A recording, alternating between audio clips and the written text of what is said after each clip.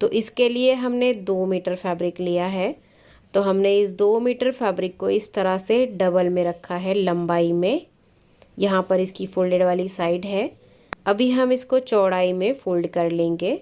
इस तरह से हमें कपड़े को 4 फोल्ड कर लेना है।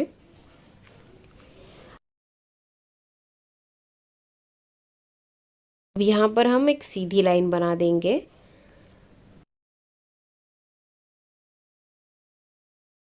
अब यहाँ से हम 2 इंच बेल्ट के लिए मार्क करेंगे और यहाँ पर स्ट्रेट लाइन बनाएंगे।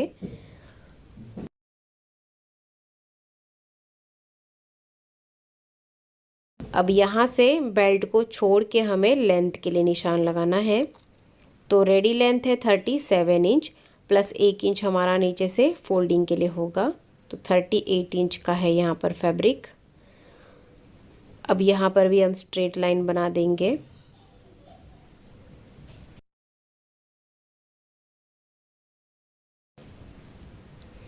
अब यहाँ पे हमें कमर के लिए निशान लगाना है। तो यहाँ पर कमर के लिए फॉर्मूला है हिप का 4th part plus 2 inch losing. तो यहाँ पर हिप है 36 इंच, उसको 4 से डिवाइड करेंगे तो वो आ जाता है 9 इंच, प्लस उसमें हम 2 इंच की लूजिंग लेंगे तो वो आया 11 इंच। तो कमर लेंगे 11 इंच। उसके बाद यहाँ से नीचे की तरफ हमें आसन लेना है। तो आसन के लिए फॉर्मूला है हिप का 4th part plus 3 inch losing. तो हिप है 36 इंच, उसको 4 से डिवाइड करेंगे तो वो आ जाता है 9 इंच, प्लस 3 इंच लूजिंग लेंगे तो वो आया 12 इंच। तो यहाँ पर हम आसन लेंगे 12 इंच। किसी भी साइज़ के लिए फॉर्मूला सेम ही रहेगा।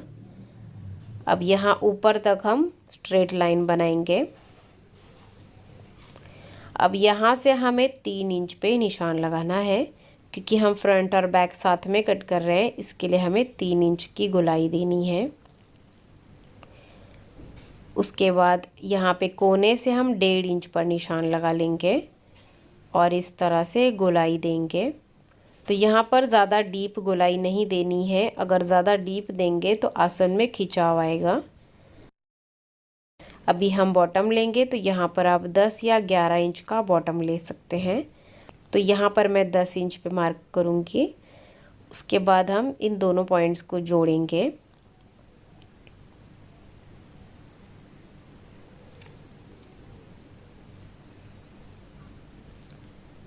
तो मार्किंग हो गई है, अभी हम इसकी कटिंग कर लेंगे।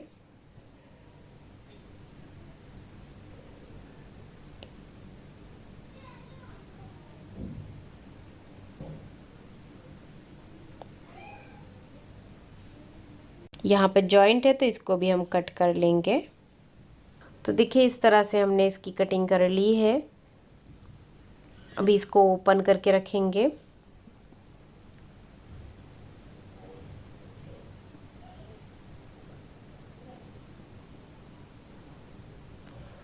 तो इस तरह से 2 पार्ट्स है ये।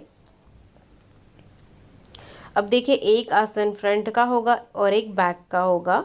तो फ्रंट वाले आसन को हमें आगे से कम कर लेना है।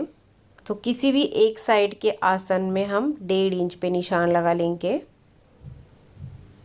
उसके बाद हम इसके सेंटर पर एक निशान लगा लेंगे। ये इसका सेंटर है। अभी सेंटर से इसको तिरछा जोड़ेंगे और इसकी कटिंग कर लेंगे।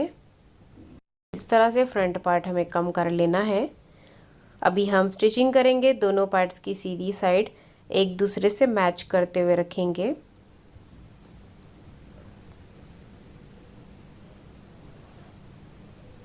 उसके बाद हमें दोनों साइड के आसन में सिलाई लगा देनी है। तो हमने यहाँ पर आसन में सिलाई लगा दी है। अभी इसको बीच से पकड़ के ओपन करते हुए रखना है।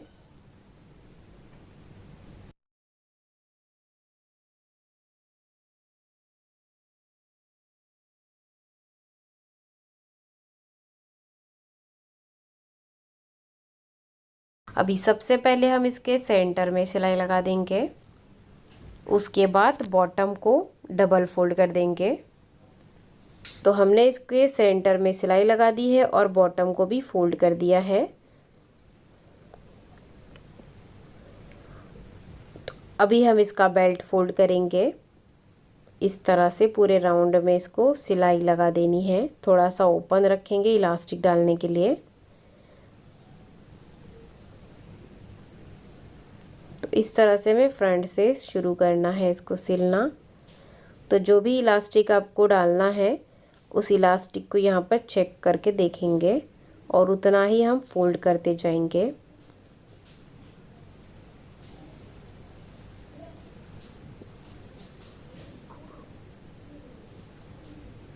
तो इस तरह से खींचना नहीं है, एकदम हल्के हाथों से हम इसको स्टिच करेंगे।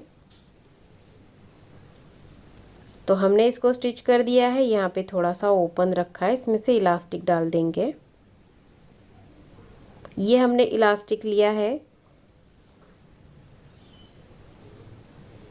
इलास्टिक की जो लेंथ है वो हमने यहाँ पर 27 इंच की ली है। तो कमर साइज़ 30 इंच है, तो हमने 3 इंच माइनस करके 27 इंच का इलास्टिक लिया है। अभी इसमें हम सेफ्टी पिन डालेंगे और इलास्टिक को इसके अंदर डाल देंगे। एक साइड से डाल के दूसरी साइड से इलास्टिक को बाहर निकाल लेंगे।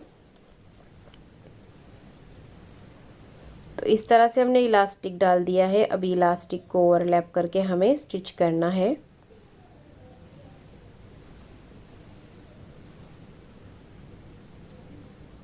इस तरह से अच्छे से 3-4 सिलाइयाँ लगा लेंगे। उसके बाद अभी इलास्टिक को हमें अंदर कर लेना है।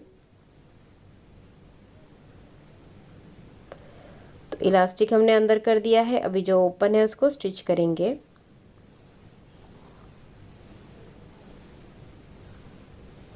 तो इलास्टिक के ऊपर सिलाई नहीं लगानी है, इस बात का ध्यान देना है।